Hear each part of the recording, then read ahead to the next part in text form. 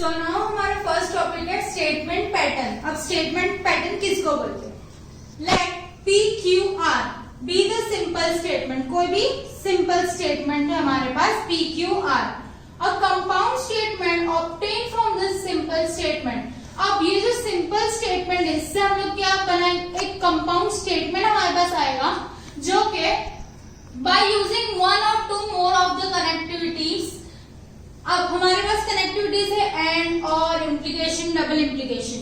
अब हमारा जो कंपाउंड स्टेटमेंट होगा या तो इसमें से कोई एक या उससे ज्यादा, उससे जो एक स्टेट PQR में हम लोग वो कनेक्टिविटीज को यूज करेंगे तो जो स्टेटमेंट बनेगा कंपाउंड स्टेटमेंट, उसको हम लोग क्या बोलते हैं? Statement pattern. ऐसा स्टेटमेंट सबसे पहले तो हमारे पास सिंपल सेंटेंसेस है PQR, उसके अंदर क्या यूज होगा? कनेक्टिविटीज। तो जब हमको कौन सा सेंटेंस मिलेगा? कंपाउंड सेंटेंस, इसको हम लोग क्या बोलेंगे? Statement pattern. एग्जांपल देखते हैं फर्स्ट वन। लास्ट वीडियोस में हमने सॉल्व किया था विदाउट ट्रूथ टेबल, अब हम लोग करेंगे विद ट्रूथ टेबल। सबसे पहले हमको कौन से अल्फाबेट्स दिख रहे हैं यहाँ पर? P, Q, और कोई अल्फाबेट नहीं दिख रहा है। Then P implies Q। Last में जब हमारे पास P मिल जाएगा हम लोग यहाँ लिख देंगे। अब हम लोग ये वाला ब्रैकेट लेंगे, P implies Q और P, इतना हो गया। अब लास्ट में हम लोग ये पूरा लिख देंगे, P implies Q और P implies P। ठीक है। अब P है तो हम लोग उसको कैसे लिखेंगे? दो ट्रू दो false. Then Q, true false true false, एक ट्रू एक फॉल्स, एक ट्रू एक फॉल्स। अब हम लोग ये सारी चीजें सॉल्व करेंगे P और Q की हेल्प से। First true, second true, implication की साइन है। इम्प्लीकेशन में हम लोग क्या देखे, क्या याद रखने बोली थी मैंने? जब फर्स्ट ट्रू रहेगा और सेकंड फॉल्स तो ही हमारा आंसर फॉल्स आएगा, बाकी सारी कंडीशन में हमारा आंसर ट्रू आएगा। तो true true true, first true second false तो फॉल्स, फॉल्स ट्रू तो इसका भी आंसर ट्रू, फॉल्स फॉल्स इसका भी आंसर ट्रू। नाउ जो हमारा P इम्प्लीकेशन Q है, यानी ये और P और T। अब फर्स्ट हम लोग ये देखेंगे फिर ये देखेंगे। अब बीच में और है तो और में हम लोग ने क्या पढ़े थे? दोनों फॉल्स रहेगा तो ही फॉल्स वरना ट्रू। तो true true true, false true true, true false true, true false true false true false false true. P और Q है तो ये भी ट्रू। नाउ थर्ड, ये वाला ब्रैकेट, अब ये वाली कॉलम हम लोग सॉल्व करेंगे। तो फर्स्ट हम लोग ये लेंगे इम्प्लाइज P, यानी सेकंड ये पहले, यानी इसकी वैल्यू देखेंगे फिर इसकी वैल्यू देखेंगे। वापस इम्प्लीकेशन की साइन है, ट्रू रहा और सेकंड फॉल्स रहा तो ही हम लोग फॉल्स लिखेंगे, अदरवाइज ट्रू लिखेंगे। ट्रू ट्रू तो आंसर आएगा ट्रू, ये भी ट्रू ये भी ट्रू, आंसर क्या आएगा? ट्रू। ये ट्रू ये false, first true second false तो क्या आएगा? फॉल्स। सेम यहाँ पर भी फर्स्ट ट्रू सेकंड फॉल्स तो ये भी क्या आएगा? फॉल्स। इसी तरह हम लोग विद ट्रूथ टेबल सॉल्व कर रहे हैं वाली इक्वेशन को। Now logical equivalence. Two or more statement patterns are said to be logically equivalent if and only if the truth value in the respective columns in the joint truth table are identical.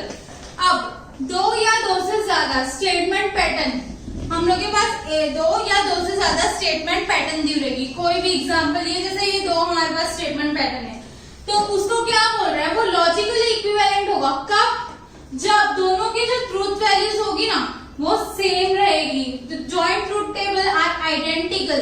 अब हम लोग इस दोनों का joint truth table बनाएंगे।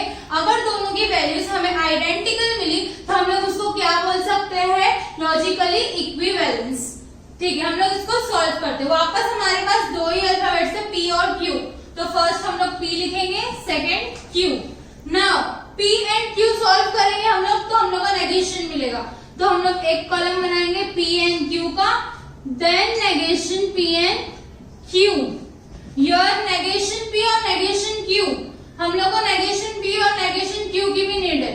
तो यहाँ पर हम लोग नेगेशन पी निकालेंगे, यहाँ negation Q, then full statement negation P और नेगेशन क्यू।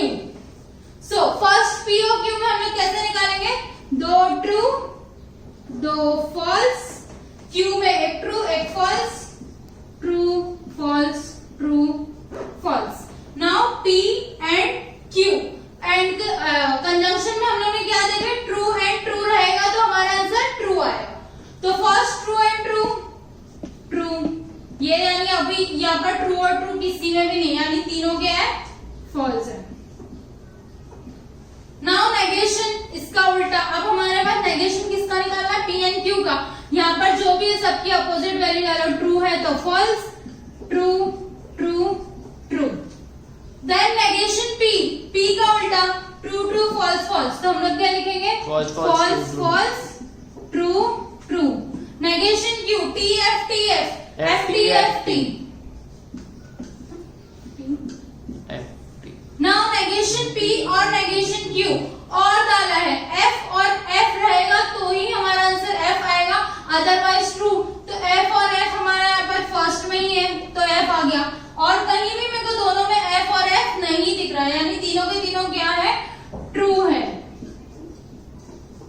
अब हमारे पास दो इक्विवेलेंट स्टेटमेंट कौन से थे, एक तो ये वाला टेबल कॉलम था और एक ये वाला कॉलम।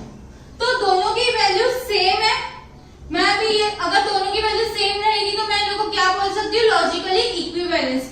तो ये हमारे दोनों के दोनों टेबल बिल्कुल सेम है, तो हम लोग इसको क्या बोलेंगे, ये दोनों लॉजिकली इक्विवेलेंट है, क्योंकि इनकी ट्रूथ वैल्यू आइडेंटिकल है, सेम है। नेक्स्ट कॉन्सेप्ट है हमारा टोटोलॉजी, कॉन्ट्राडिक्शन एंड कॉन्टिजेंसी। मैं तुम लोग को इसको एकदम सिंपल वे में समझाऊंगी। टोटोलॉजी, ऐसे हम लोग स्टेटमेंट को टोटोलॉजी कब बोलेंगे, जब हमारा समझो एक P है एक Q है, नेगेशन P एंड Q है, समथिंग जो भी हम लोग लिखते हैं टेबल में वैसा है, और जो हमारा लास्ट कॉलम है, समझो लास्ट कॉलम था P and Q, then negation P and Q। ये एग्जाम्पल दे दूं जो भी है, अगर मैंने यहाँ पर जब मैंने सॉल्व की टी एफ यहाँ पर कुछ भी उससे मतलब नहीं, बट मेरा अगर लास्ट टेबल में सारी वैल्यूज ट्रू आई तो मैं ऐसे टेबल को क्या बोलूंगी कि ये टोटोलॉजी। क्या है ये, टोटोलॉजी, यानी इसके जो लास्ट ब्रैकेट के सारे वैल्यू क्या आने चाहिए, ट्रू। सिमिलरली कॉन्ट्रडिक्शन में ये सब मैटर नहीं करता, यहाँ पर ट्रू है फॉल्स है, बट लास्ट कॉलम में उसको सारी वैल्यूज फॉल्स ही होनी चाहिए, तब मैं क्या बोल सकती हूँ, वो क्या है, कॉन्ट्राडिक्शन। 1 2 3 स्टार्ट। नाउ कॉन्टिजेंसी, अब कॉन्ट्राडिक्शन यानी फॉल्स। अब कॉन्टिजेंसी में क्या होगा, ना ही वो सारे ट्रू रहेंगे ना ही सारे फॉल्स रहेंगे, ट्रू फॉल्स कुछ भी हो सकता है। तो ऐसे जब हम लोगों का आंसर आएगा तब मैं उसको क्या बोलूंगी, कॉन्टिजेंसी, यानी ना वो ट्रू है ना वो फॉल्स है, बोथ रहेगा, मिक्स रहेगा, तब मैं उसको क्या बोलूंगी, कॉन्टिजेंसी।